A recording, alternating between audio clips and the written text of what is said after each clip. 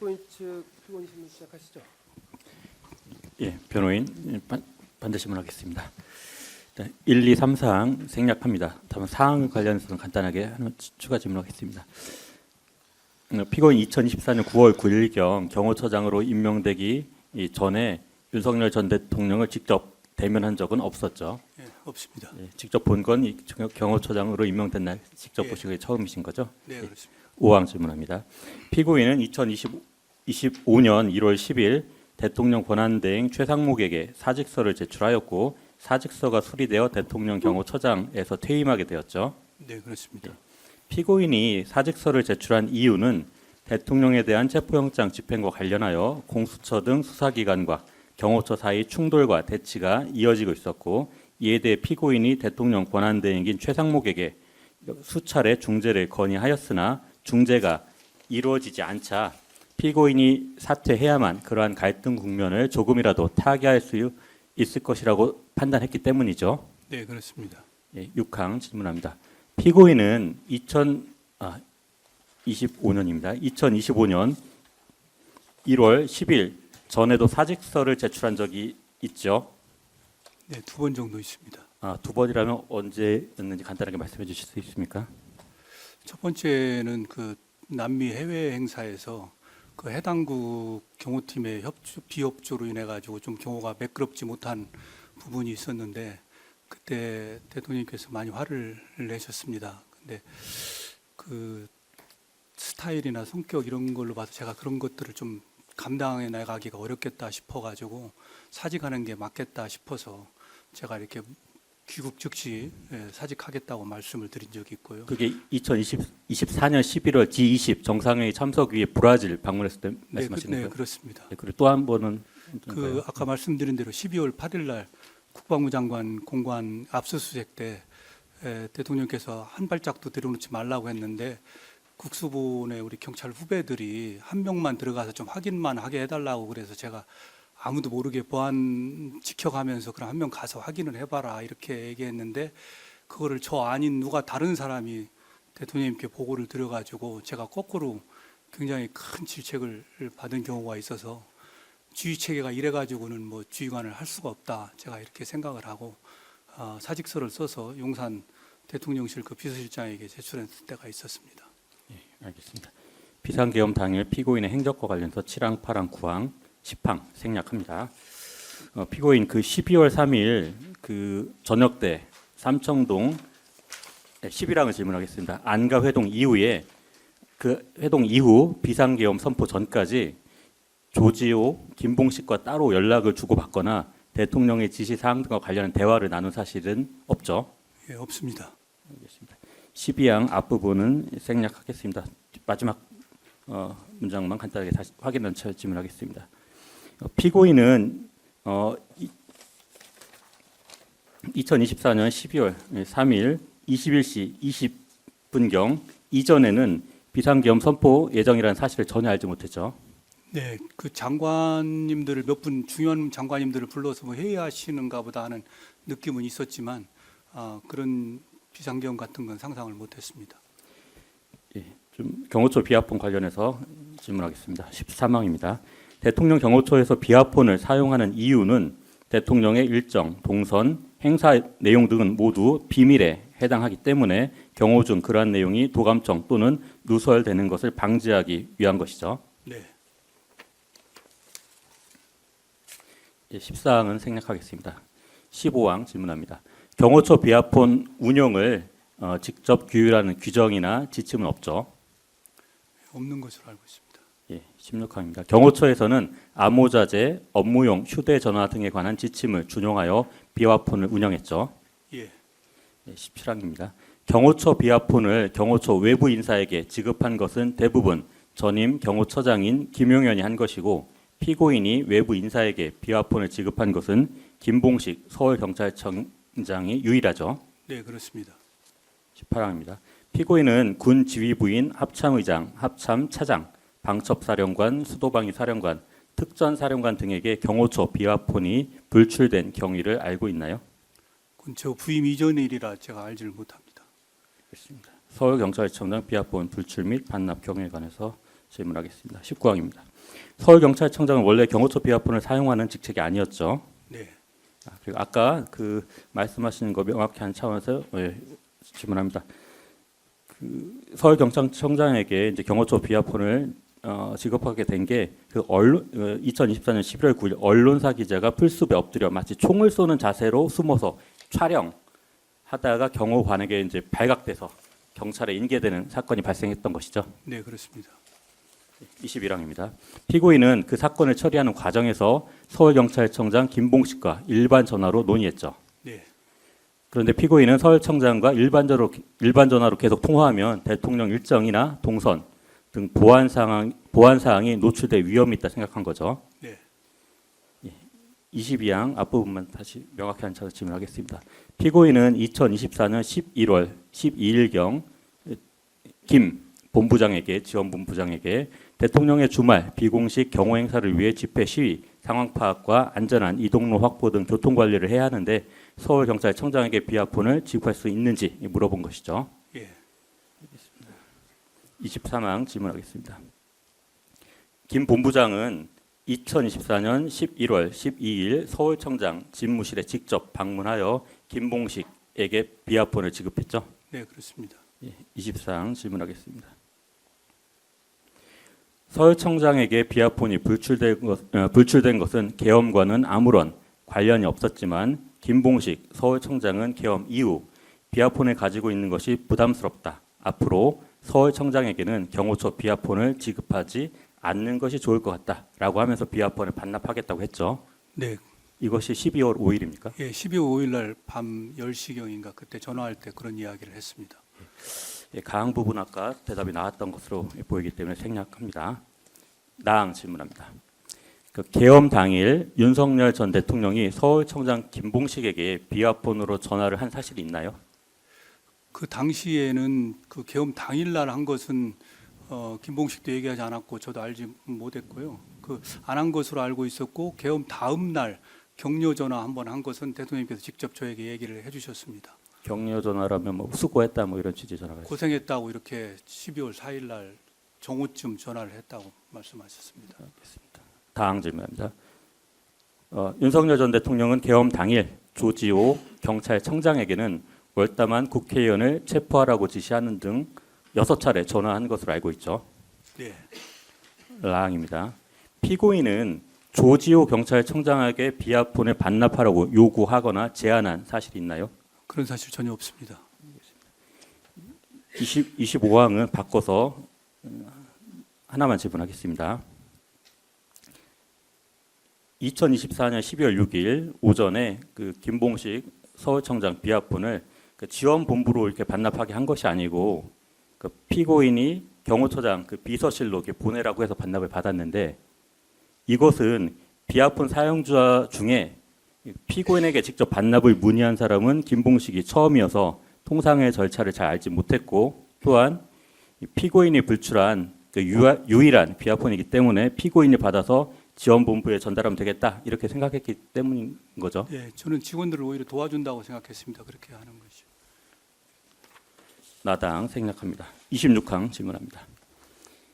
피고인은 2024년 12월 6일 오전 11시경 김 본부장에게 김봉식이 반납한 비화폰을 건네주며 서울청장의 비화폰을 반납했다. 더 이상 안 쓴다고 하니 반납 처리해라라고 했죠. 네. 그때 가항입니다. 그때 피고인이 사용자 삭제를 하라라고도 지시했나요? 그런 지시를 한 적이 없고요. 사용자 삭제라는 말은 저는 수사기관에서 이렇게 들어봤고 그 당시에 그 김 본부장이나 김 부장도 사용자 삭제라는 말은 쓰지 않았던 걸로 이렇게 기억됩니다. 다음은 확인차 질문하겠습니다. 피고인은 반납을 하면 다른 비화폰 사용자의 그 사용자 목록에서 서울청장이 안 보이게 되는 것인지 이것을 김 본부장에게 물은 사실이 있나요? 그 정확히 기억은 나지 않고 그 김 본부장에게는 일단 그 반납하면 사용자 목록에서 빠지느냐고 물었고 김 본부장이 빠진다고 이렇게 이야기한 것으로 기억합니다. 라항입니다. 당시 김 본부장이 피고인에게 사용자 삭제를 하겠다 이렇게 얘기했나요? 그런 말은 들은 적이 없습니다. 피고인, 근데 이게 지금 김 본부장이 그때 저희 법정 나와서 얘기한 걸 보면 오전에 본인이 가서 이 폰을 비화폰을 받아가지고 실무자한테 넘겨주고 일단은 좀 갖고 있어봐라. 한번 더 확인을 해야 되겠다라고 얘기를 하고 오후에 다시 처장님한테 보고 드릴 일이 있을 때 그 부분도 그러면 오전에 말씀하신 대로 처리하겠다라고 얘기를 해서 그 설명을 그 확답을 받은 이후에 본인이 김 부장이 실무자한테 전화해서 그때 가서 이제 이 비화폰에 대한 뭐 반납 조치 내지는 그 사용자 삭제 조치를 했다고 지금 그때 증언을 했잖아요. 네. 근데 이게 통상적으로 만약에 그냥 통상적으로 받아와서 이거 그냥 반납 처리하라고 했다면 그러면 그 당일날 그냥 그 오전에 바로 그냥 실무자급에서 큰 문제가 없는 거였으면 바로 그냥 반납 처리하고 사용자 삭제를 했을 것 같거든요. 근데 그렇게 하지 않고 그걸 굳이 오후에 다시 한번 처장 확인을 거쳐야 되겠다고 본부장이 그렇게 생각하고 업무를 처리한 이유는 뭐예요? 저도 그 부분을 지금도 그 이해를 못 하고 있습니다. 수수께끼 같은 일인데요. 일반적으로 경호처 문화에서 그게 뭘 제가 무슨 지시를 했든지 간에 오전에 반납 처리해서 했으면은 그걸 끝난 거지.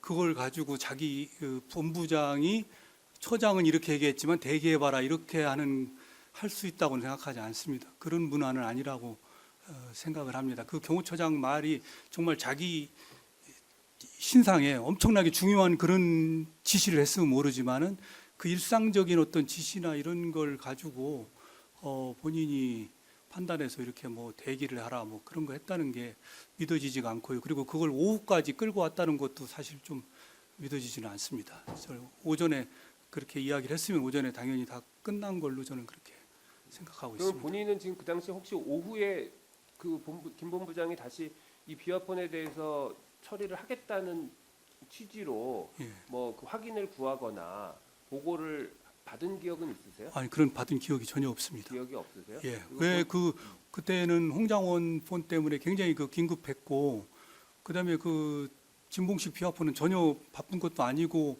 그 더군다나 그걸 뭐 제 앞에서 과장급 직무대리인 그 김 부장이 제 앞에서 그걸 또 바로 처리하라고 했다면 그게 뭐 굉장히 긴급하고 위중한 상황이면 빨리 그렇게 했겠지만은 그거는 갖다 놨으니까 사무실에 돌아가서도 얼마든지 지시할 수 있고 나중에 밤에 처리해도 되고 그 다음날 처리해도 되고 아무 문제가 없는 거를 그 제 앞에서 갑자기 그 통장원 그 이야기하는 그 긴급한 사안 앞에서 했다는 것이 저는 잘 믿어지지는 않습니다. 잠깐 증인 기억엔 그런 기억은 예, 없다는 그런 거죠? 기억이 없습니다.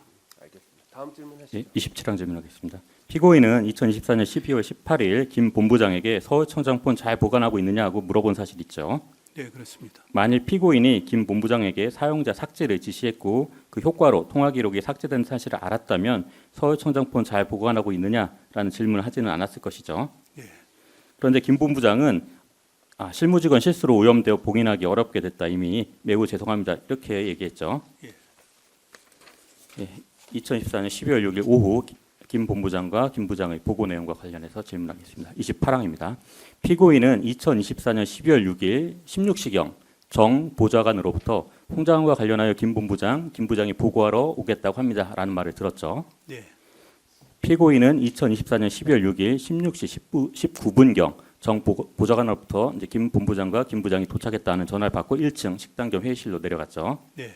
30항은 생략하겠습니다. 31항. 김 본부장은 홍 장관이 국회에서 대통령과의 비화폰 통화 기록을 공개했고 언론 기사도 났다. 그래서 대통령의 비화폰 아이디가 노출되었다. 이는 명백한 보안 사고로 보안 조치가 필요하다라고 했죠. 예. 가항과 나항은 아까 나왔기 때문에 생략하겠습니다. 다항 질문합니다. 언론에 노출된 것은 대통령의 비화폰 아이디인데 홍 장관 비화폰도 보안 조치를 해야 한다고 했던 이유는 무엇이라고 하던가요? 그 비화폰 단말기 안에 그 사용자 현황에 예. 그 국무총리와 각부 장관 그리고 그 비화폰을 쓰는 모든 사람들이 거기에 들어가 있어서 어떤 사람들이 비화폰으로 대통령과 어떤 관계에서 하고 있는지 이런 것들이 다 노출되기 때문에 그걸 빨리 막아야 된다고 그렇게 얘기한 것으로 기억합니다. 홍 장관 비화폰에 대해서도 보안 조치를 해야 하는 이유는 예. 그 사용자 현황 등의 비밀이 추가로 노출될 수 있기 때문에 예, 그렇습니다. 필요하다 이렇게 했다는 건가요? 라항입니다. 피고인은 정보통신에 관하여 잘 알지 못했기 때문에 비화폰을 비롯한 통신 장비나 IT 분야는 전적으로 실무 간부들의 의견을 존중해 왔죠. 네, 그렇습니다. 그리고 이때도 마찬가지로 김 본부장과 김 부장이 마련해 온 그 보완 조치 방안을 승인한 것이죠. 예. 32항 간항만 합쳐서 간단하게 물어보겠습니다. 그날 홍장원 비합본 관련 보고 때 김 본부장이나 김 부장이 보완 조치를 하려면 사용자 삭제를 해야 한다거나 그러면 이 단말기 내에 통화 기록이 또 삭제된다 이렇게 보고를 했나요? 그 그런 보고가 없었고요. 저 기억에는 그 당시에 김 본부장이나 김 부장도 사용자 삭제라는 용어를 모르지 않았나 이렇게 저는 생각이 됩니다. 왜냐하면 한동안 그 후로도 제가 그런 이야기를 들어본 적이 없습니다. 다항은 생략하고 라항만 다시 한번 확인차 질문하겠습니다. 만약 통화 기록 삭제 얘기가 나왔다면 증거인멸 문제가 거론되었을 것이라 생각하죠. 당연히 그랬을 거라고 생각합니다. 당시 피고인은 김 본부장, 김 부장과 증거인멸 문제에 대해서 논의한 사실이 전혀 없죠. 예, 전혀 없습니다.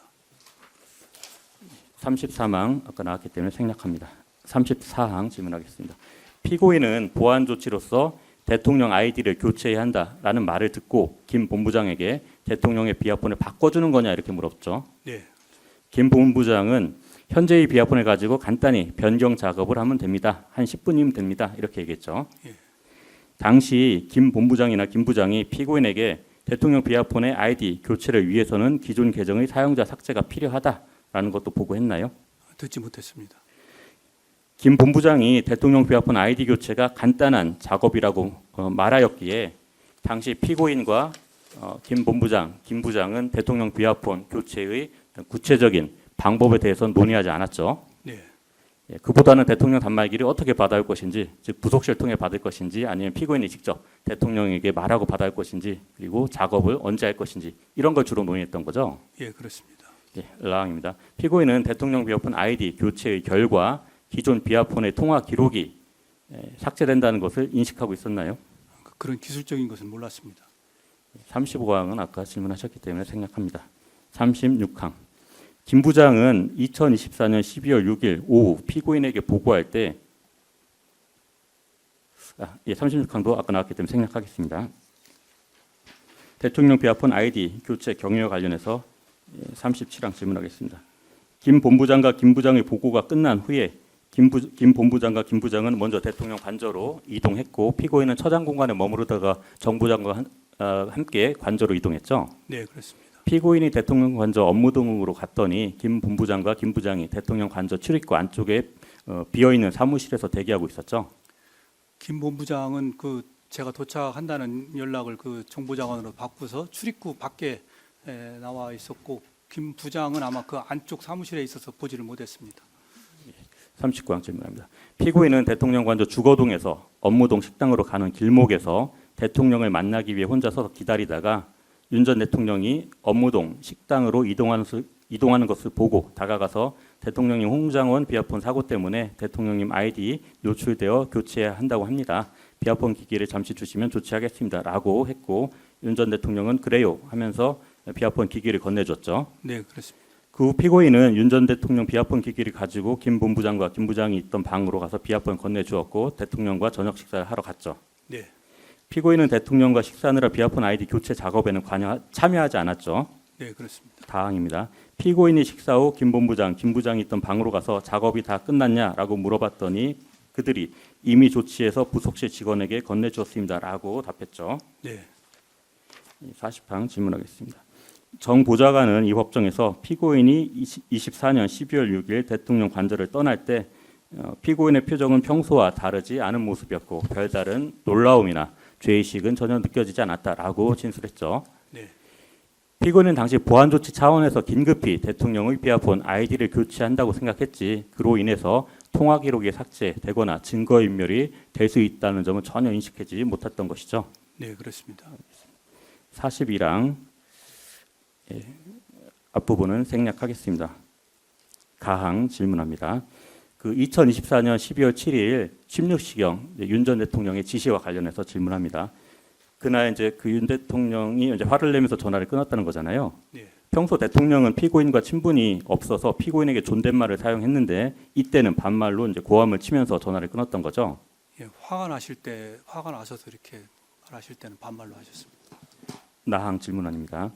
윤 전 대통령은 차장하고 알아서 한다라고 했는데 이처럼 피고인을 거치지 않고 김성훈 차장에게 윤 대통령이 직접 지시한 경우가 비상계엄 이전에도 많았나요? 예, 많이 있었습니다. 그 김성훈 차장은 그 김용현 그 전임 처장하고 2년 반 이상 같이 근무하면서 이미 제가 갔을 때 대통령과 이렇게 아주 부담 없이 소통하는 그런 사이였습니다. 그래서 저 말고도 저한테는 좀 공식적이고 의례적인 지시를 하셨지만 좀 껄끄럽고 약간 이런 것들은 그 차장을 통해서 경호처로 지시가 많이 내려와서 제가 굉장히 힘들었습니다. 피고인 모르게 그렇게 지시가 내려가고 지시가 제가 이행되고 모르는 했다는 건가요? 지시들이 내려와서 움직이고 있는 것을 나중에 거꾸로 이렇게 보고받고 저도 엄청 좀 당황하고 간부들도 많이 혼란스러워했습니다. 추가 질문요. 그래서 피고인은 어떻게 피고인은 대응했나요? 그런 상황에 대해서. 제 상황은 계속 그만둬야 된다는 제가 이런 체제하에서 더 이상 하기는 어렵지 않나 이렇게 그 그만둬야 된다고 하고 생각을 하고 그런 쪽으로 이렇게 가려고 했는데 그러다가 그 소환장과의 체포 영장 문제가 대두되면서 그 시기를 좀 놓쳤습니다. 추가로 하나만 더 묻겠습니다. 피고인이 그런 상황에 대해서 윤 전 대통령이나 김용현한테 이의 제기를 한다거나 아니면 김성훈한테 좀 질책을 한다거나 어떤 그런 행동을 취하진 않았나요? 그 12월 8일 날 국방부 장관 공관이 있고 그 사표 소동이 있고 그 다음 날 12월 9일 날 아침 간부 회의에서 제가 그 김성훈 차장과 그 이광호 본부장에 대해서 굉장히 크게 화를 냈습니다. 적어도 주의 체계는 이 대통령의 중요한 경호처에서 최소한의 그 주의 체계는 있어야 되는 게 아니냐 이렇게 하면서 이렇게 주의 체계를 흐트러뜨려 버리면은 이 조직의 어떤 정체성이 없어져 버리는 거 아니냐 하면서 굉장히 화를 냈습니다. 다음 질문하겠습니다. 피고인은 2013년부터 2015년까지 경호실 그 당시 경호실 차장으로도 근무했었죠. 네. 그때도 당시 대통령이 차장인 피고인에게 직접 지시한 경우가 있었나요? 당시 대통령은 저에게 직접 전화한 적은 단 한 번도 없었습니다. 경호실장을 통해서 전화하셨습니다. 42항은 좀 바꿔서 질문하겠습니다. 그 12월 7일 오후 5시 14분경에 이제 피고인이 정 보좌관에게 이제 비화폰 문제는 김성훈 차장이 전문가니까 차장과 상의해라라는 지침을 줬다라는 그런 부분과 관련해서 그때 피고인이 실제로 말한 취지는 그 김 본부장에게 이렇게 전하라고 한 거였던 거죠. 대통령이 김성훈과 알아서 한다고 하니까 일단 김성훈 얘기를 들어봐라. 이런 얘기를 좀 김 본부장에게 전하라라고 이제 정 보좌관한테 얘기했던 거죠. 일단 그 정확히 기억은 나지 않지만 예. 이미 저는 그때 김 본부장이 전체적인 저와 대통령과 김성훈과 그 상황 그리고 각 셋이 무엇을 뜻하는 건가를 그 김 본부장이 이미 다 짐작하고 있었을 것이라고 이렇게 생각이 듭니다. 그래서 그 12월 7일 이후부터 5일간은 김성훈한테 그렇게 압박을 받으면서도 본부장은 한 번도 저한테 와서 그 내용을 보고한 적이 없었습니다. 그리고 12월 13일에 와서야 제가 회의 소집해서 한번 검토해보라고 지시한 후에 와서야 구체적인 그런 내용들을 저한테 그때 보고를 했습니다. 추가로 좀 질문했습니다. 피고인이 김 본부장에게 전하라는 게 윤 전 대통령과 김성훈 차장의 지시를 이행하라라는 취지로 그 지시를 내렸던 건 아니죠. 그렇게 했더라면 아마 김 본부장이 바로 시행을 했었을 겁니다. 다음 질문합니다. 김성훈 차장은 2024년 12월 12일 피고인에게 김 본부장이 처장 지시가 없다며 말을 듣지 않는다라고 하면서 방첩, 특전사령관 등 군 사령관들의 비화폰에 대해 보안 조치 지시를 해달라라고 건의했죠. 예, 피고인은 그걸 거절한 거고요. 네 그렇습니다. 43항 질문하겠습니다. 피고인은 김성훈 차장이 2024년 12월 12일 피고인에게 방첩 특정사령관 등 군사령관 비화폰에 대해 보안 조치 지시를 해달라고 건의한 것을 거절하고 같은 날 저녁 김 본부장, 이 경비안전본부장, 안 기획관리실장, 김 보안상황센터장 그리고 법무관 등에게 이에 관해서 심도 있게 검토하라고 지시했죠. 네 그렇습니다. 밤새 토론이라도 해라 이렇게 지시하셨나요? 네 그렇습니다. 44항 질문합니다. 다음 날인 12월 13일 김 본부장과 김 부장은 피고인에게 회의 결과를 보고하러 왔죠. 예. 가항입니다. 본부장은 피고인에게 군사령관 비화포는 손대지 않는 것이 맞을 것 같다. 국정원에서 보안사고 판단을 해주지도 않는다라고 보고했죠. 네, 그렇습니다. 지난번에 그 김 본부장이 와서 증언했습니다마는 그 밤샘 회의 때 아마 보안 파트에서는 이게 보안 사고가 맞으니까 국정원에 구두로라도 빨리 질의하자 이렇게 주장하고, 법무팀에서는 이게 증거인멸 될 수 있다 이렇게 경론을 벌이다가 그 김 본부장이나 김 부장 굉장히 조심스러운 사람들입니다. 그러니까 그 사람들 입장에서 봤을 때 이 손대지 않는 게 좋겠다 이렇게 결론을 가지고 아침에 제 방에 왔었습니다. 그래서 피고인은 그들에게 군사령관 비화포는 일체 손대지 마라. 직원들이 다치면 안 된다. 앞으로 국정원 보안사고 판단은 반드시 서류로 주고받아라 라고 지시했죠. 네, 그렇습니다. 피고인의 증거보전 노력에 관해서 질문하도록 하겠습니다. 45항입니다. 피고인은 2024년 12월 중순경 경찰청 그 국수본으로부터 증거보전과 수사협조에 관한 공문을 받고 즉시 이 경비안전본부장 등에게 CCTV 등 관련 자료를 잘 보존하도록 지시하였죠. 네, 그때 당시 CCTV가 한 달이면 전부 자동 삭제되도록 되어 있어서 그 공문을 받고서 CCTV를 백업해서 삭제하지 말고 백업해서 보존하도록 그렇게 했습니다. 특히 그 12월 4일 날 그 수석들 4인 회동인가 그 삼청동 안가에서 있은 문제 때문에 압수수색 등 여러 가지 문제가 있어서 삼청동 안가 CCTV를 잘 보존하라고 제가 지시한 적이 있습니다. 46항 질문합니다.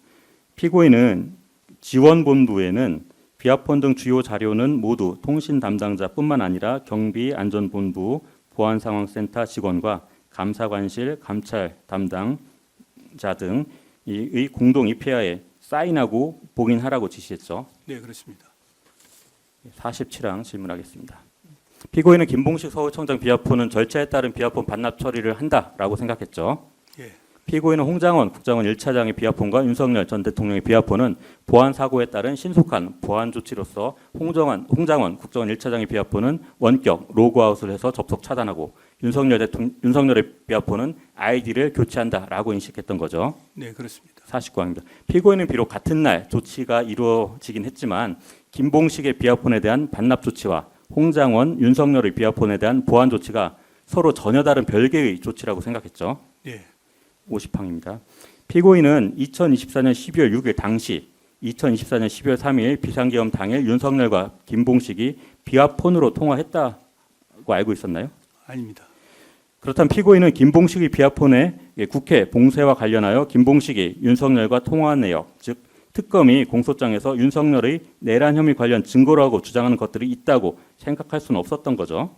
예, 그런 생각은 못했습니다. 51항입니다. 홍장원이 계엄 당일 윤석열과 비화폰으로 통화한 내역이 표시된 비화폰 화면이 이미 언론에 공개된 상태였는데 홍장원의 비화폰 단말기에서 그 통화 내역을 삭제한다고 하여 위와 같이 통화한 사실에 관한 증거를 인멸할 수 있다고 생각하나요? 아까 말씀드렸다시피 그 당시 아마 대통령도 그 홍장원 차장하고 통화한 사실은 바로 인정을 했던 것으로 기억합니다. 삭제되었다는 전자 정보도 수발신자, 그 수발신 시각, 통화 시간 등일 뿐 통화 내용은 원래 녹음되거나 저장되어 있지 않죠. 예, 통화 내용은 어차피 통화 당사자 등의 진술에 의해서만 알 수 있는 거죠. 네, 그렇습니다. 52항입니다. 만일 피고인이 김봉식의 비화폰 반납 조치, 홍장원 그리고 윤 전 대통령의 비화폰 보안 조치를 할 때 이미 윤석열의 계엄 관련 수사를 방해하기 위한 목적이 있었다면 12월 7일 윤석열의 그 비화폰 통화 기록 삭제 지시를 거절하지 않고 그걸 이행했을 것이죠. 예.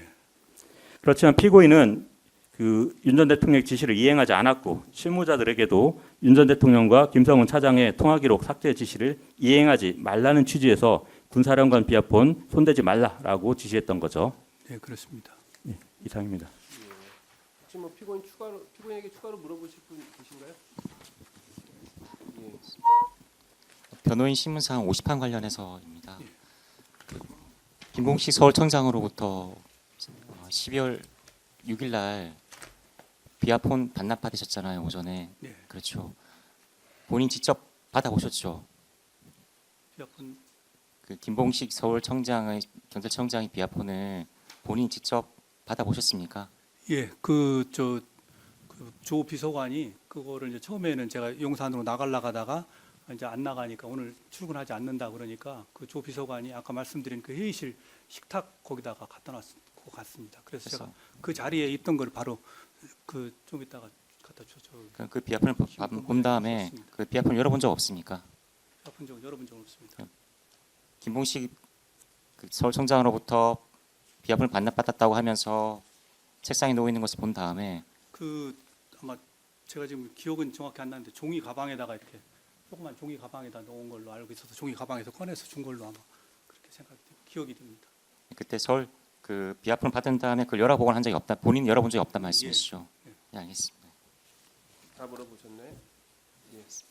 고생 많으시고 돌아와서 앉으시고요. 자, 그럼 이제 양측 최종 의견 들어야 되는데 변호사님 혹시 최후 변론하고 피고인 최후 진술하고 시간 어느 정도 필요하세요?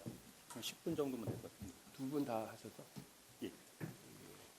그러면 15분은 안 넘을 것 같습니다. 15분? 예. 그러면 검사님도 그러면은 한 30분 정도 시간 있으실 것 같아요. 그거 감안하셔서 부영하고 최후 의견 주시죠. 예. 검사님 진행하시죠. 증거는 저희 혹시 다 제출 받았네? 예, 증거 제출 받으시죠.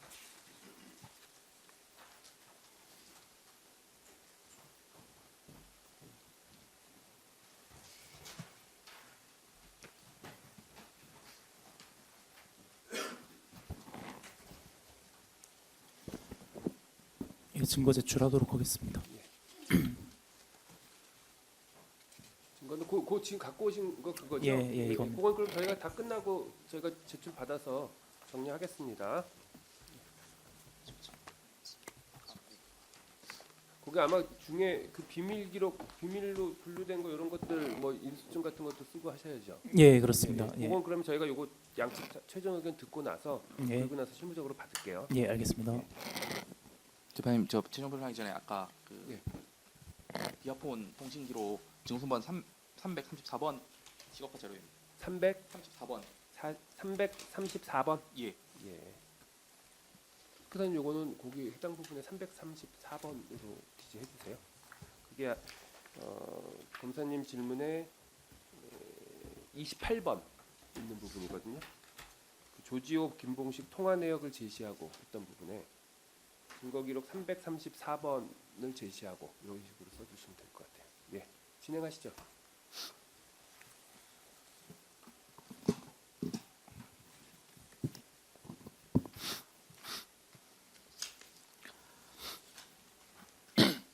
예, 진행하겠습니다. 피고인 박종준의 증거인멸 사건에 대한 특별검사의 최종 의견 및 구형을 말씀드리겠습니다. 순서는 이 사건의 공소실 및 증거관계, 양형요소, 최종 구형 순으로 말씀드리겠습니다. 먼저 이 사건 공소사실 중 전체 범행의 개요를 설명드리겠습니다. 공소사실 배경부터 말씀드리면 피고인 윤석열의 지시에 따라 2024년 12월 3일 18시 18분경부터 18시 21분경까지 자신의 대학교 경찰 후배인 조지호 경찰청장 및 김봉식 서울경찰청장에게 전화를 걸어 삼청동에 있는 대통령 안전가옥으로 오게 하여 그곳에서 계엄 선포 후 국회 봉쇄 등 내란 사전 모의를 할 수 있도록 하였습니다. 한편 피고인은 경호처장으로서 윤석열을 수행하며 위법한 비상계엄의 전 과정을 모두 지켜보았고 계엄 다음 날 내란 관련 수사가 본격적으로 개시된다는 사실도 인지하였습니다. 이후 2024년 12월 6일 홍장원에 의하여 대통령 주요 정치인 체포 지시 및 이를 뒷받침하는 비화폰 통화 내역 화면까지 공개되면서 윤석열 대통령은 더욱 수세에 몰리게 되었고 피고인은 경호처장의 권한을 이용하여 핵심 증거인 비화폰 통화 기록 등을 인멸하는 방법으로 윤석열 대통령을 구명해 줄 수 있는 지위에 놓이게 되었습니다. 이러한 배경에서 공소실 요지를 말씀드리면 피고인은 2024년 12월 6일 11시경 김 본부장을 독대하는 자리에서 서울경찰청장이 반납한 비아폰을 직접 건네주면서 사용자 계정을 삭제하라고 지시하였고 같은 날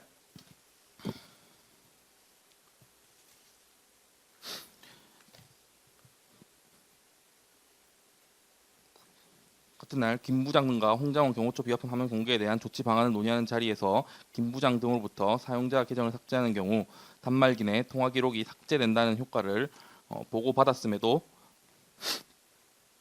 김봉식 비아폰은 재차 계정 삭제를 지시하여 같은 날 16시 26분경 삭제되도록 하고, 홍장원 비아폰은 국정원장 조태용과 함께 보안 사고 사유를 작출한 다음 계정 삭제를 지시하여 같은 날 16시 51분경 삭제되도록 하고, 윤석열 비아폰은 새로운 계정 생성 후 기존 계정을 삭제하라고 지시하여 같은 날 18시 45분경 삭제되도록 하였습니다.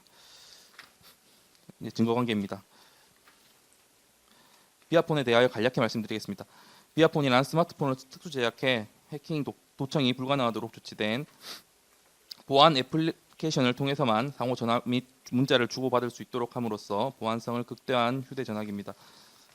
비아폰으로 통신을 하면 비아폰 단말기에 통화 내역이 남는 외에 문자 메시지, 다른 사진 같은 정보도 저장이 되고, 통화 기록은 경호처 관리에서 자체 관리하는 비아폰 서버에 로그 기록 형태로 남으며, 이와 별개로 그 서버에 통신에 대한 데이터베이스 자료가 남습니다. 그런데 경호처 비아폰 서버 로그 기록은 통신을 주고받은 후 48시간이 지나면 자동 삭제되며, 비아폰 통신 내역이 경호처 서버에 DB 자료 형식으로 별도 저장된다는 사실은 내란 관련 수사 과정에서 비로소 명확히 확인되었습니다. 즉, 이 사건 공소사실 범행 당시에는 통신 후 이틀이 경과하면 서버 로그 기록이 삭제되므로 비아폰 단말기에 저장된 통화 기록을 삭제하면 해당 통신에 대한 객관적인 증거는 모두 사라진다고 경호처 측은 알고 있었습니다. 경호처는 이른바 테스트 그룹 비아폰을 생성하여 테스트 특은 특수전사령관, 테스트 수는 수방사령관, 테스트 방은 방첩사령관에게 배포하였고, 그중 테스트 예 계정 비아폰은 민간인인 노상원 전 정보사령관에게 지급되었습니다. 이처럼 4개 테스트 그룹 경호처 비아폰을 받은 전현직 군 사령관들은 비상계엄 실시에 적극 가담한 사람들입니다. 한편 대통령 경호처가 관리하는 비아폰은 2024년 12월 3일 비상계엄 선포 당일부터 이 사건 범행이 완료된 2024년 12월 6일 18시 45분경까지 총 542회, 그리고 비상계엄 당일은 138회 사용되는데, 그중 김봉식 비아폰 사용 내역은 발신 13회, 착신 26회, 홍장원 비아폰은 발신 18회, 착신 20회, 윤석열은 발신 326회, 착신 45회입니다. 다음으로 타인 형사사건의 증거에 관해서 증거에 대한 구성요건과 그에 대한 인식 말씀드리겠습니다. 증거인멸죄는 타인의 형사사건 등에 대한 증거를 인멸하는 경우 성립하는 범죄인데, 2024년 12월 5일경부터 복수의 수사기관이 내란죄에 대한 전방위적 수사에 착수하였다는 기사가 쏟아지고 있었기 때문에 피고인 또한 비아폰과 관련한 정보가 타인의 형사사건에 대한 증거임을 충분히 인식할 수 있었습니다. 특히 2024년 12월 6일 오전경부터는 홍장원 국정원 1차장이 대통령으로부터 비아폰을 통해 주요 정치인 체포 지시를 받았다는 기사가 다수 보도되었는 바, 피고인은 비아폰 통화 내역 및 그와 관련된 전자정보가 비상계엄 수사 및 탄핵 절차와 관련한 중요 증거임을 충분히 인식할 수 있었습니다. 피고인이 인멸한 3개의 비아폰 계정 중 먼저 홍장원 비아폰 계정에 관하여 설명드리겠습니다.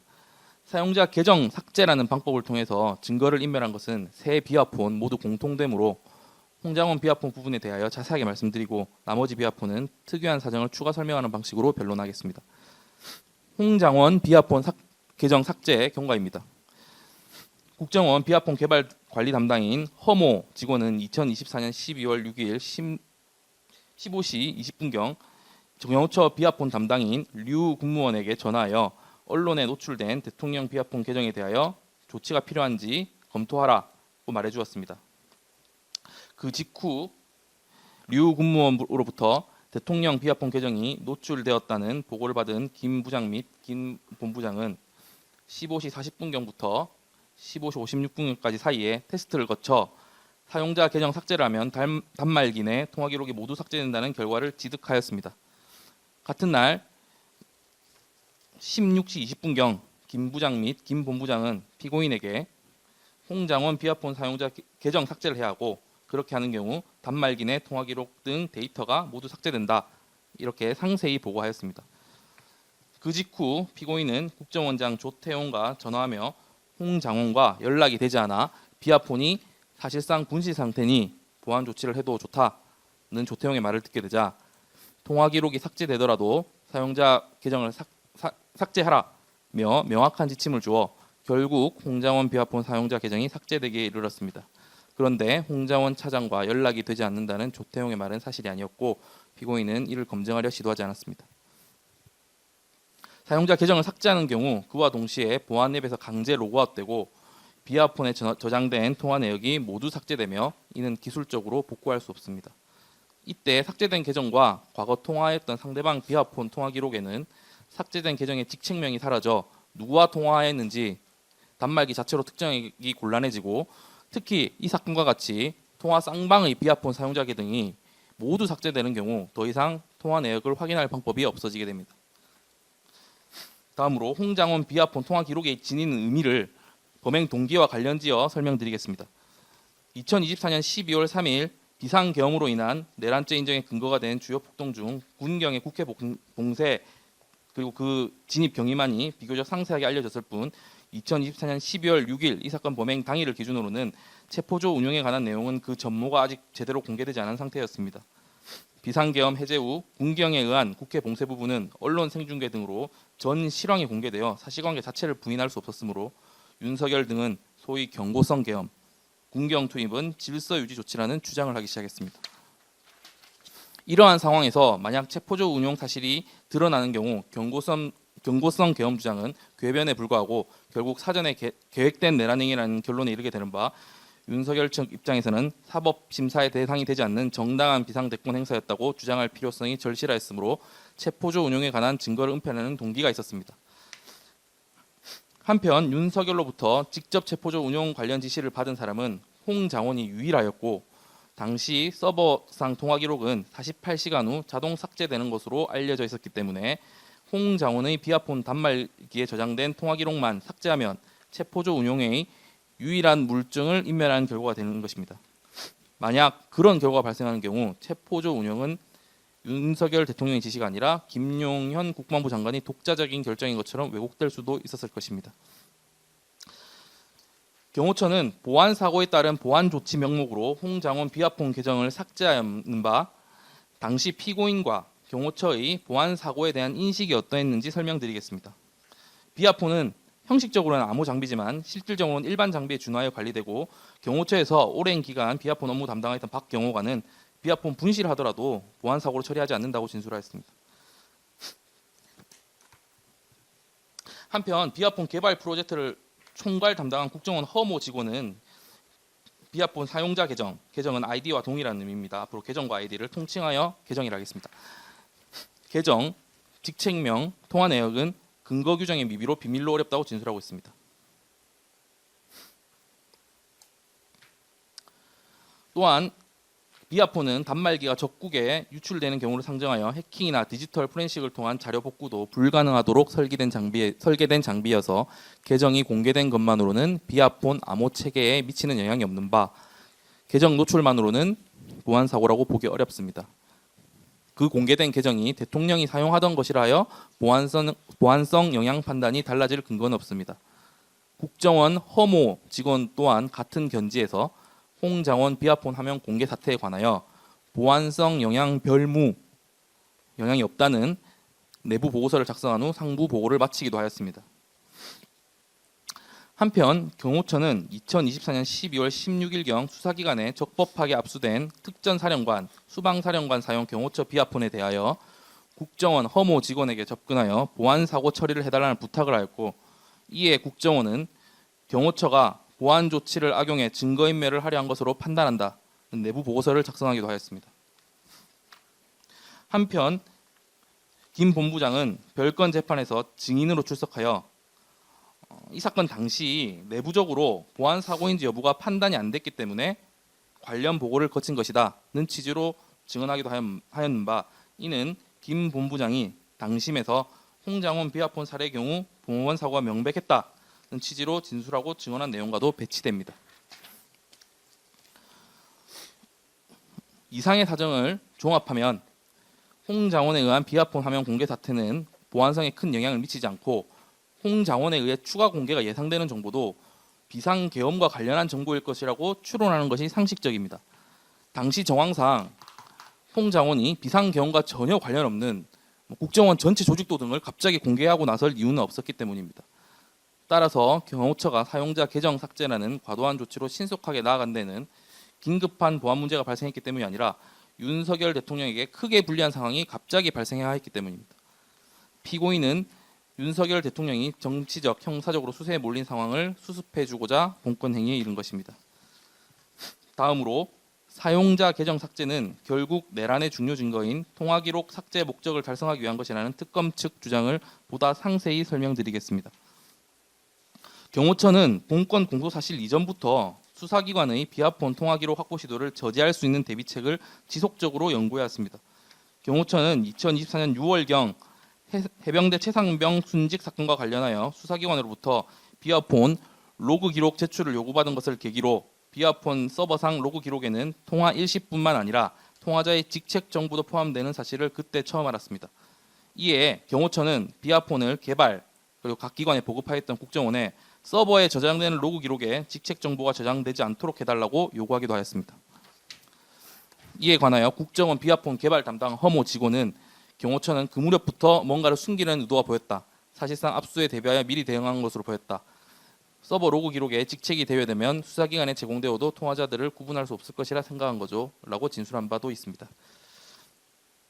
한편 김 부장은 2024년 12월 6일경 보안폰 통화기록 보안성 검토 결과 보고서를 작성하여 김 본부장에게 건네주었는데 그 보고서에는 통화 기록에 대하여 압수수색을 거부할 수 있는 근거와 비아폰 서버 포렌식 가능성에 대하여 검토한 내용이 기재되어 있습니다.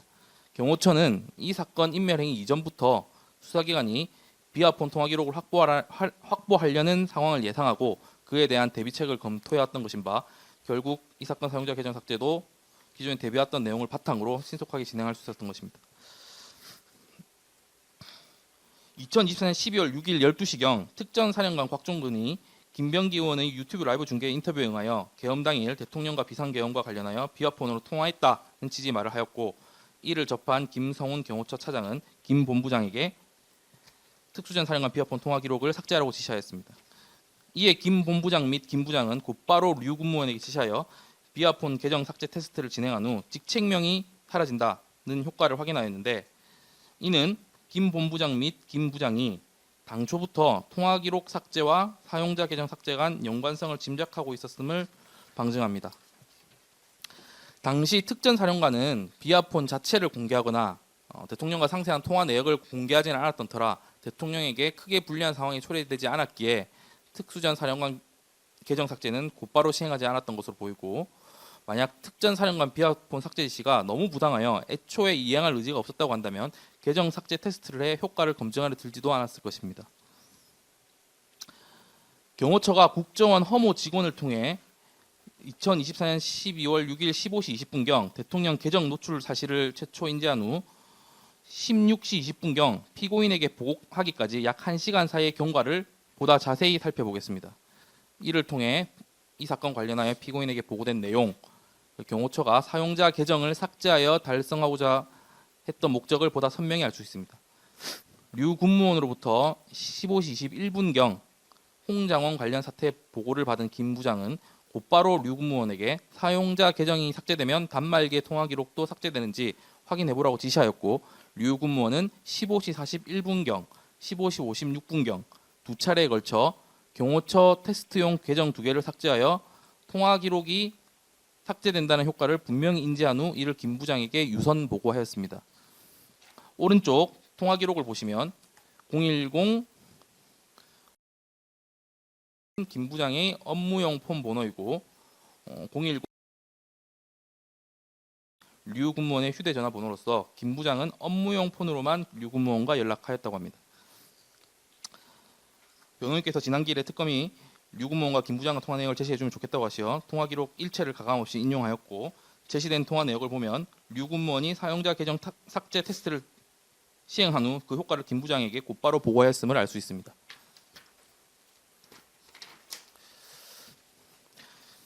게다가 송 경호관과 김 부장 간 2024년 12월 6일 16시 5분경 통화 내용을 살펴보면 계정 삭제로 단말기 내 통화 기록이 삭제되더라도 단말기 자체를 포렌식하면 삭제된 통화 기록이 복구되는지 여부를 서로 확인하고 있는데 이는 사용자 계정 삭제를 통화 기록 삭제 수단으로 전제하고 대화하고 있음을 알 수 있습니다.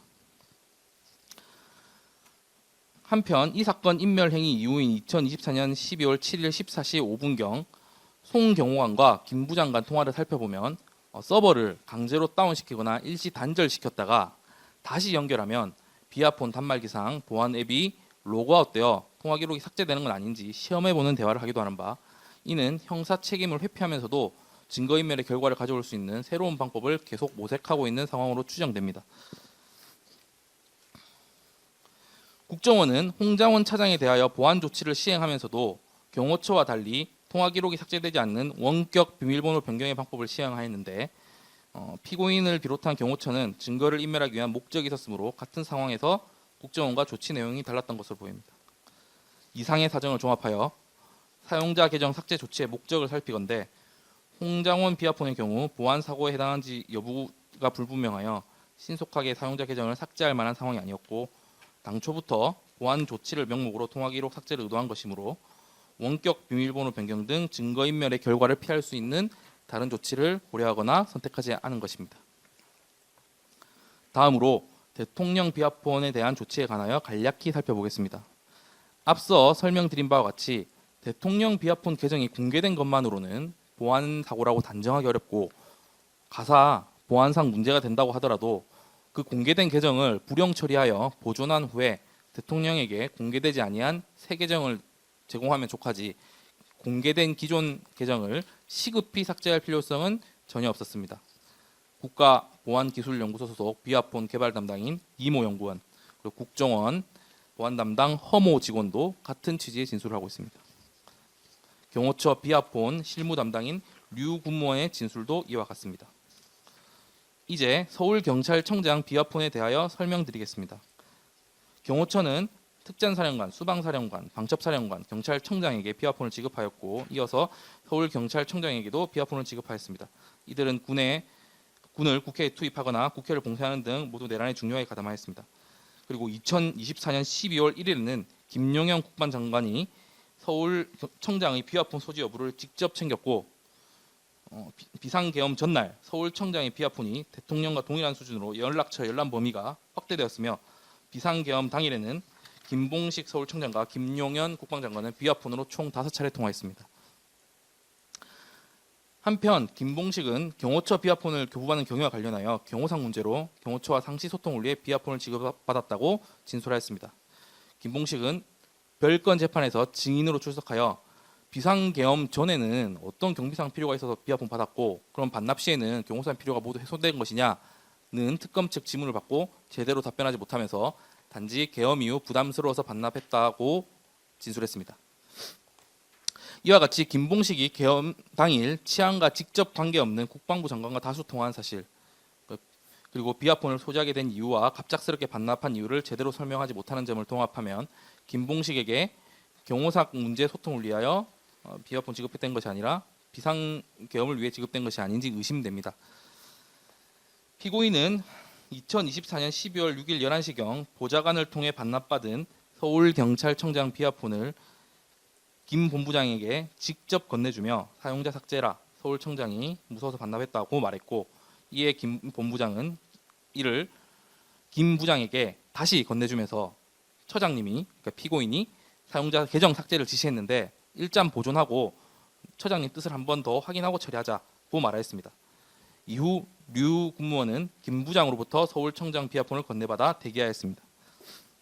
이와 관련하여 류 군무원은 지휘부가 반납 비아폰을 실무진에게 건네준 것, 그리고 사용자 계정을 삭제하라고 직접 지시한 것도 모두 처음 있는 일이라고 진술한 바 있습니다.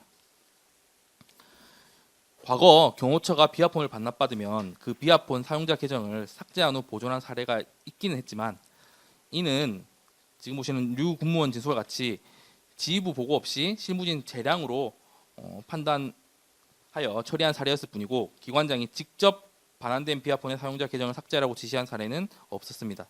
특히 김은혜 홍보수석이 사용하던 경호처 비아폰의 경우 2024년 2월경 반납받아서 사용자 계정 삭제하지 않고 약 10개월 이상 계속 보존하던 중에 이 사건 범행일인 2024년 12월 6일경에 이르러서야 사용자 계정 삭제가 이루어졌습니다. 이 삭제를 진행한 송 경호관은 자기도 왜 삭제한지 모르겠다 이렇게 진술한 바 있습니다. 경호계획부 공용 비아폰도 불용 처리 후 한동안 사용자 계정 삭제가 이루어지지 않고 그대로 보존한 사례가 존재하는데 이러한 사례에 관하여 지부인 김 본부장과 김 부장은 보고받지 못해서 제대로 알지 못한다고 증언하였습니다. 김 본부장과 김 부장은 비아폰 반납 시 후속 조치에 관하여 보고받지 않았고 실제로 크게 신경 쓰지도 않았던 터라 반납 후 후속 절차에 대하여 제대로 알지 못하는 것으로 보입니다. 그런데 김 부장 및 김 본부장도 잘 알지 못하는 내용을 피고인이 알 수는 없는 것이므로 피고인 또한 비아폰 반납에 따르는 통상의 후속 절차 및 그 후속 절차가 시행되는 시기에 관하여 제대로 알지 못한 채 서울경찰청장 비아폰 사용자 계정 삭제를 지시하였다고 보는 것이 자연스럽습니다. 즉 피고인은 비아폰이 반납되면 통상 사용자 계정 삭제가 뒤따르는지 제대로 알지 못하는 사람이었으므로 통상 반납 절차를 의도하고 사용자 삭제를 지시했다는 피고인 주장은 그대로 받아들이기 어렵습니다. 경호처 류 군무원은 서울경찰청장 비아폰 사용자 계정 삭제는 돌연 이루어졌으며 그리고 피고인의 지시로 반납 즉시 삭제되는 의아한 상황이 발생했다고 진술하고 있습니다. 다음으로 피고인은 통상의 반납 절차를 진행하라고 지시한 것일 뿐 계정 삭제 내지 통화기록 삭제를 지시하지 않았다고 변소합니다. 그런데 김 본부장, 김 부장은 피고인으로부터 2차례에 걸친 계정 삭제 지시를 들었다고 진술하는 점, 그리고 피고인은 김 본부장이 듣는 회의 자리에서 서울경찰청장이 순진하게 조사 과정에서 비아폰 사용 사실을 말해버렸다고 진술하여 본인이 증거를 인멸한 것임을 간접적으로 시인하기도 한 점, 국회 봉쇄 등 내란에 관여한 서울경찰청장이 사용한 비아폰을 직접 건네받아 반환 처리하는 사정 자체가 통상의 상황이 아닌데 통상의 상황을 전제로 하는 통상의 반환 절차가 이어진다고 보기 어려운 점, 이러한 사정들을 통합하면 서울경찰청장 비아폰에 대한 피고인 지시는 통상 반납 절차를 이행하는 지시가 아니라 증거인멸의 지시입니다. 다음으로 피고인의 증거인멸 고의 인정 여부에 관하여 설명드리겠습니다. 김 부장은 2024년 12월 6일 오전경 비아폰 통화기록에 대한 압수수색 거부 근거 등의 내용이 기재된 보안폰 통화기록 보안성 검토 결과 보고서를 김 본부장에게 건네주었는데 김 본부장이 2024년 12월 6일 오전 11시경 피고인에게 비아폰 관련 독대 보고를 하러 만난 사실은 다툼이 없습니다. 김 본부장이 전날 작성한 업무수첩에는 비아폰 관련 보고 준비 및 검토라는 기재가 확인되는데 오후에는 비아폰 사용자 계정 삭제에 관한 논의만 있었으므로 피고인은 2024년 12월 6일 11시경 김 본부장으로부터 그 보고서의 내용을 보고받은 것으로 추정됩니다. 즉 피고인은 본건 공소 사실 행위 이전부터 비아폰 통화 기록을 수사기관의 압수수색으로부터 지켜야 할 중요한 증거로 인식하였고 이러한 인식을 바탕으로 본건 공소사실 인멸 행위로 신속하게 나아갈 수 있었던 것으로 보입니다. 피고인은 사용자 계정 삭제 시 단말기 통화 기록이 삭제된다는 결과를 보고받지 못하였다거나 또 설령 보고받지 않았다 하더라도 자신이 이해하지 못했다는 취지의 주장도 하고 있습니다. 그런데 김 부장이 당심 법정 증언에 의하면 김 부장은 피고인에게 사용자 계정을 삭제하면 단말기 통화 기록은 삭제된다, 이렇게 여러 차례 보고했다는 진술이고 김 부장이 피고인에게 제대로 보고하지도 않을 내용을 하급자인 류 군무원을 통해 테스트까지 거치면서 수차 확인할 필요는 없는 것이므로 김 부장 진술은 신빙성이 높습니다.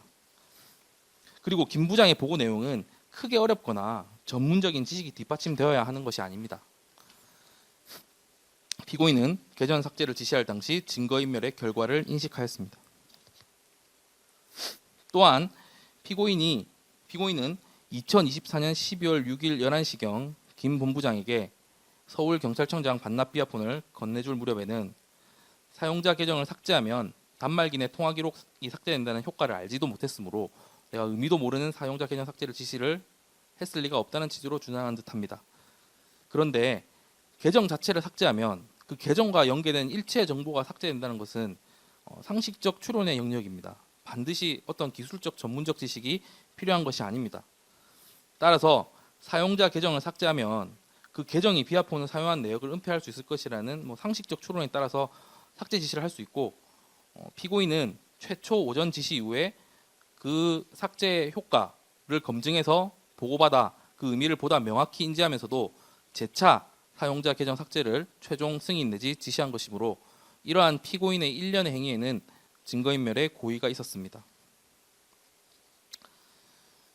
그리고 피고인이 이 사건 당시 김 부장으로부터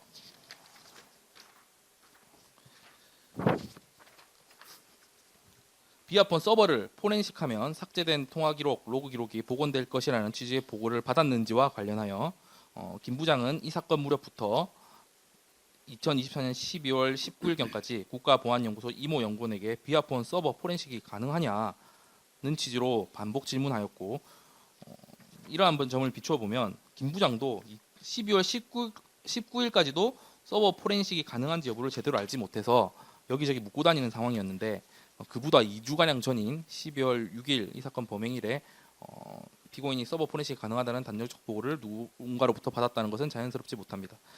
그리고 실제 포렌식 결과 삭제된 서버 로그 기록은 대부분 복구되지 않았는 바 포렌식과 관련한 사정은 피고인에게 유리한 사정으로 고려할 만한 것이 아닙니다. 다음으로 윤석열은 2024년 12월 7일경부터 김성훈 차장을 통해 비아폰 통화 기록을 삭제하라고 적극 지시하였고, 그 지시를 전달받은 김 본부장은 기관장인 피고인에게 방침을 물었습니다. 그런데 김성훈 차장의 지시를 따르는 것이 증거인멸에 해당함을 잘 알고 있으면서도 정 보좌관을 통해 피고인은 김 본부장에게 김 차장과 상의해서 진행해라는 지침을 전달하였습니다. 피고인의 이러한 행태는 기관장으로서 책임을 다하지 못하고 증거인멸을 용인 내지 묵인한 것인데, 전날의 심리 상태가 그대로 이어진 것이 아닌가 의심됩니다.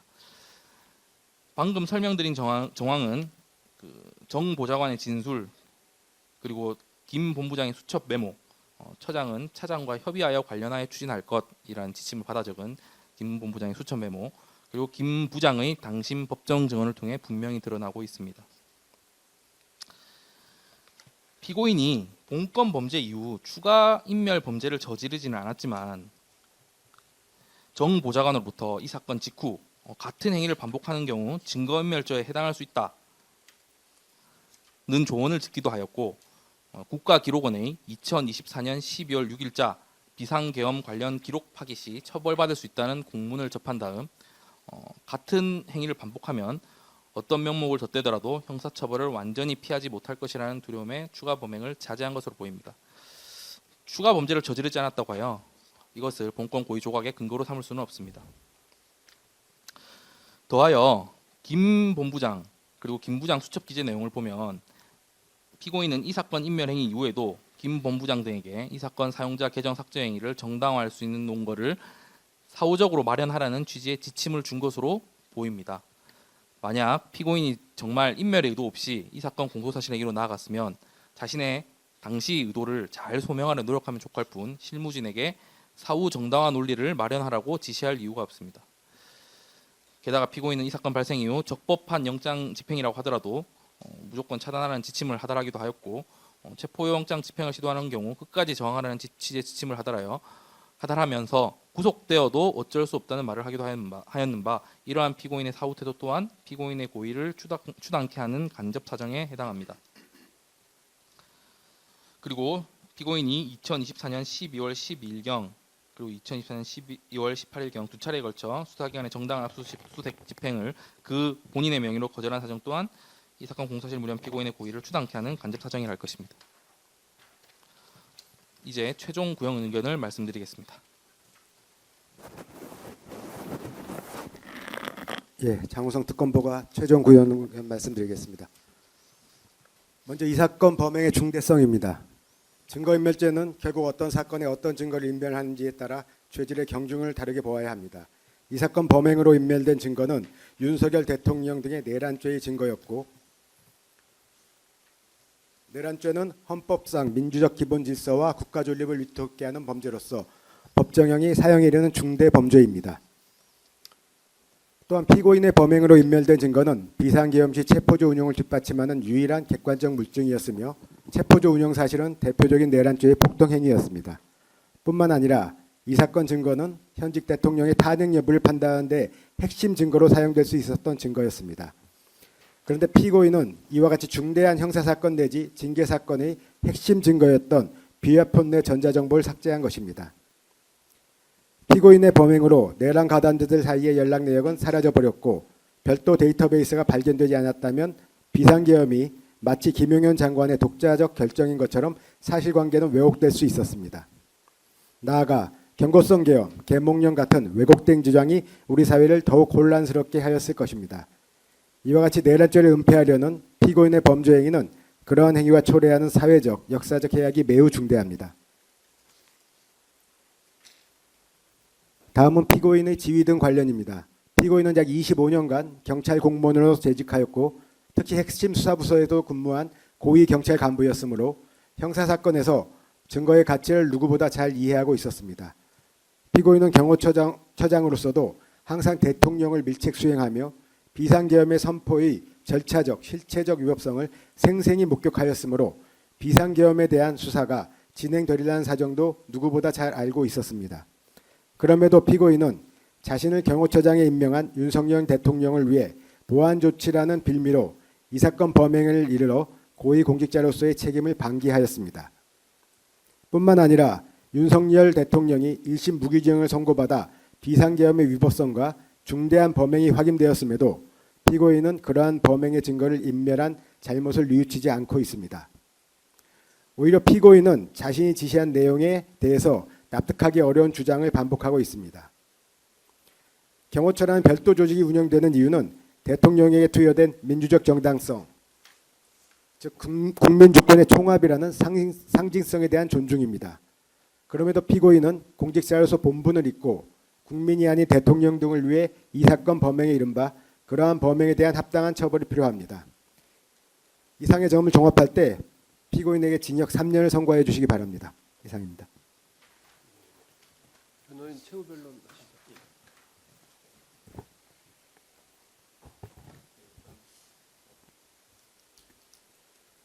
김용현, 김성훈과 피고인은 그 윤석열과의 관계나 입장이 전혀 다릅니다.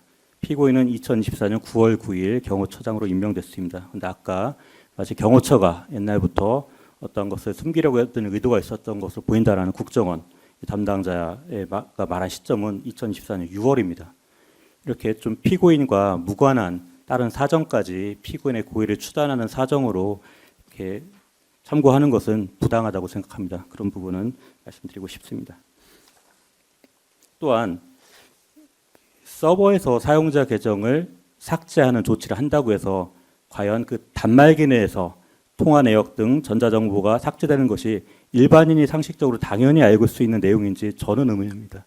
저는 서버에서 저의 사용자 계정이 삭제된다고 제 핸드폰 단말기에서 제 통화 기록이 삭제되는지 잘 모르겠습니다. 그게 당연히 알 수 있는 상식적인 내용인지는 좀 특검의 주장이지만 저는 바로 납득하기는 어렵다는 말씀을 드립니다. 최종 진술하겠습니다.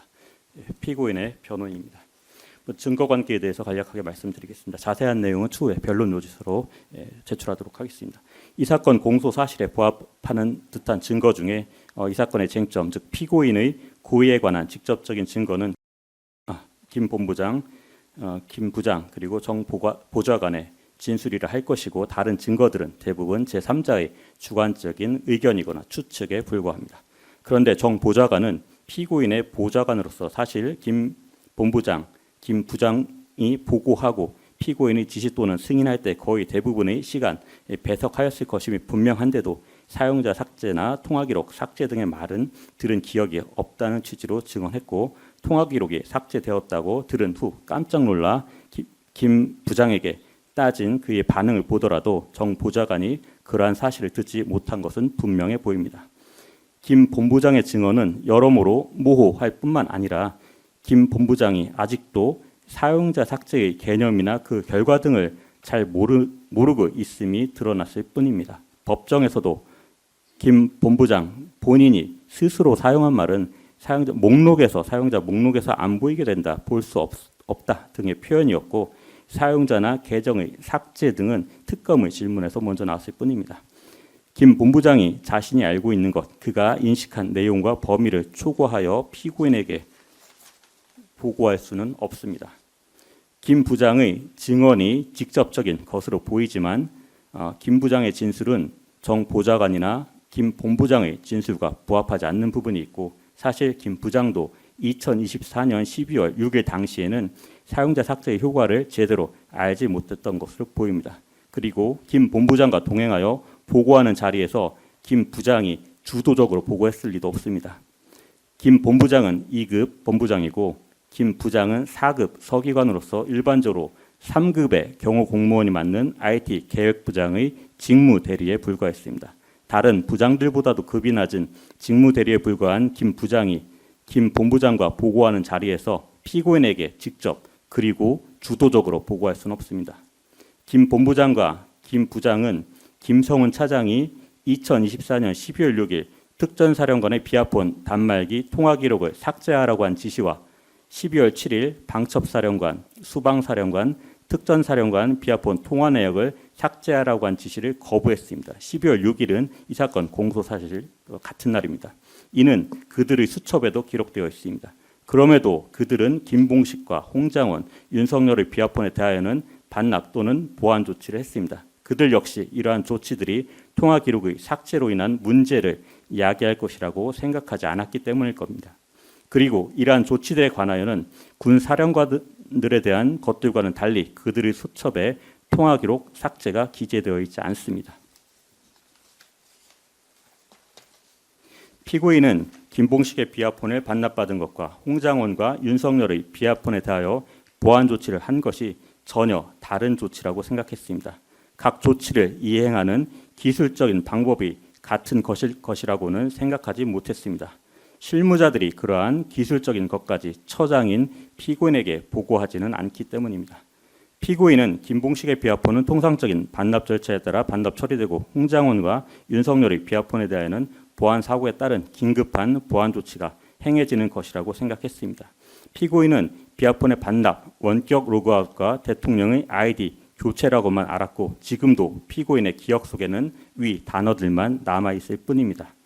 비아폰 단말기 내 통화 내역 등 전자정보가 삭제된다는 점은 당시 관심사항이 아니었고 또 비상계엄의 정치적 혼란, 비상사태의 경호, 환경 속에서 그런 것을 신경 쓸 만한 상황도 아니었습니다. 경호처는 수사기관도 재판기관도 정보기관도 아닙니다. 수사기관처럼 형사 절차, 증거 수집, 보존, 인멸 등을 염두에 두거나 목적으로 하지 않습니다.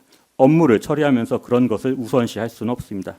수사기관의 사후적인 시각으로 피고인과 김 본부장, 김 부장 등의 행위를 증거 인멸을 위한 것이라고 재단하는 것은 부당합니다. 피고인이 윤석열의 경찰에 대한 국회 봉쇄 지시 관련 증거를 인멸할 생각이었다면 윤석열로부터 계엄당일 6, 7차례 전화를 받은 것으로 알려진 조지호 경찰청장의 비아폰을 그대로 둔 채 김봉식의 비아폰만 반납받아 처리한 것은 합리적이지 않습니다. 윤석열과 홍장원의 통화 내역이 이미 언론에 공개되어 있는 상황에서 비아폰 단말기의 통화 내역을 삭제하는 것은 증거 인멸로서 무익한 행위입니다. 그리고 통화나 문자 메시지의 내용이 아닌 수발신, 시각 등이 기록된 통화 내역 자체가 증거로서 얼마나 중요한 것일지도 의문입니다. 피고인은 2024년 12월 중순경 이후 수사기관의 협조 요청을 받은 후 담당 부서에 관련 자료를 임의로 삭제하지 말고 철저히 보존하도록 지시했습니다. 피고인은 2024년 12월 7일 이후 김성훈 차장의 주도로 행해진 방첩, 사령관 등 3인의 군사령관의 비아폰 통화기록 삭제 지시와 관련하여서도 김성훈 차장이 실무자들이 처장의 지시가 없다며 말을 듣지 않는다. 처장님이 직접 지시해달라고 요청했을 때 이를 거부했습니다. 공소사실 기재 조치들 역시 피고인이 증거 인멸의 의사로 행한 것이 아님을 보여주는 정황입니다. 피고인의 행위는 윤석열 전 대통령의 내란혐의 수사 및 탄핵 소추를 저지하기 위하여 증거를 인멸하려는 고의에서 비롯된 것이 아닙니다. 대통령 경호처장으로서 부여된 경호 및 보안 유지라는 직무를 수행하는 과정에서 이루어진 업무 처리였습니다. 피고인에게 증거인멸의 고의가 있었음이 합리적 의심의 여지가 없을 정도로 증명되었는지 면밀히 살펴주시기 바랍니다. 마지막으로 덧붙이자면 피고인은 2015년 10월경 대통령 경호실 차장으로 퇴직한 후에는 코레일 상임감사위원을 2년 한 것 외에는 공직을 떠나 해외 선교의 뜻을 두고 신학대학원에서 신학을 공부하거나 인문학을 공부하고 있었습니다. 그러다가 2024년 9월 9일 윤석열 전 대통령에 의해 대통령 경호처장에 임명되었는데 그 전까지는 윤석열과 아무런 친분이 없었습니다. 피고인은 대통령 경호처장으로서 법과 규정에 따라 임무를 수행하려고 했을 뿐 범죄를 저지르면서까지 윤석열에 대한 수사나 탄핵 소추를 저지할 필요도 동기도 없습니다. 가서 견해를 달리하셔 피고인을 유죄로 판단하시더라도 이 사건에 나타난 모든 정상 그리고 사정들을 참작하셔 피고인에게 최대한 관대한 처분을 내려주시길 부탁드리겠습니다. 이상입니다. 피고인 마지막으로 하실 말씀 있으면 하시죠.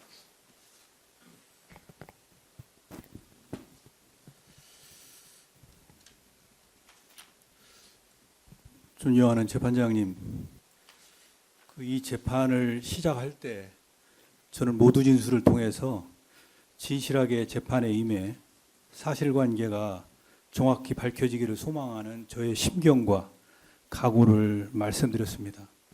그 마음과 자세는 재판을 마감하는 이 시간에도 변함이 없습니다. 저는 30년 가까이 공직 생활을 하면서 매사에 무리하지 않고 항상 실무 직원들의 전문성과 현장성을 존중하면서 일하려고 노력하였습니다. 늘 법과 규정을 앞세우다 보니 다소 융통성이 부족하다, 또 카리스마가 없다 이런 평도 받았습니다. 그렇지만 대통령과 아무 인연도 없는 제가 경호처에 다시 와서 일할 수 있었던 것은 10여 년 전에 경호실 차장으로 직원들과 함께 보낸 믿음의 시간들 때문이었다고 생각합니다. 그러나 불행하게도 경호처장 부임 3개월 만에 비상계엄 사태가 발생하였습니다. 그 3개월 동안도 아세안 정상회의, 에이펙, 또 G20 정상회의 등 해외 경호 행사로 정신없이 보내고 업무 파악도 제대로 안 된 시점에서 비상계엄이라는 국가적 위기를 맞이했습니다.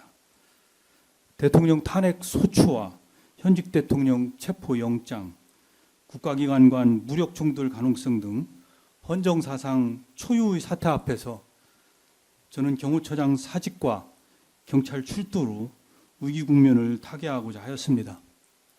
가시밭기 같은 4개월을 겨우 근무하고 지난해 1년 내내 수사를 받고 지금 두 곳의 재판정에 서 있습니다. 존경하는 재판장님, 공소사실을 보면 제가 대통령의 범죄 사실을 감추어 주기 위해 의도적으로 통신 자료를 삭제하였다고 합니다. 그러나 이 사건이 발생한 2024년 12월 6일 당시 대통령은 탄핵 소추 전 현직 대통령으로서의 직무를 수행하고 있었고 대통령의 비화폰 아이디 노출과 통화 내역 공개는 매우 심각한 경호 보안 위협이라고 판단했습니다.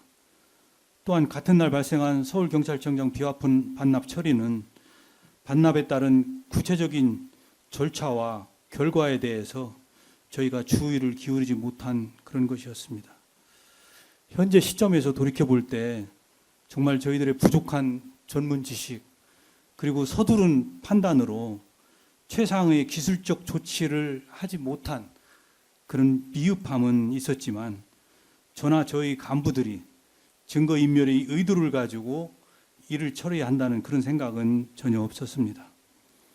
저는 경호처장으로서 비상계엄 후 어수선한 상황 속에서 법과 규정에 따라 직무를 수행하고 부하 직원들이 다치지 않도록 하려고 노력하였습니다마는 결과적으로 경호처의 여러 직원들이 수사를 받고 또 형사처벌의 두려움에 떨어야 했던 점에 대해서 매우 가슴 아프게 생각합니다. 끝으로 그동안 세심한 배려로 공정한 재판을 이끌어 주신 재판장님과 두 분 판사님께 경의를 표하며 감사를 드립니다. 아울러 우리 특검의 검사님들 그리고 두 분의 변호사님들의 노고에도 깊이 감사를 드립니다. 감사합니다. 그럼 이것으로 변론 종결하고요.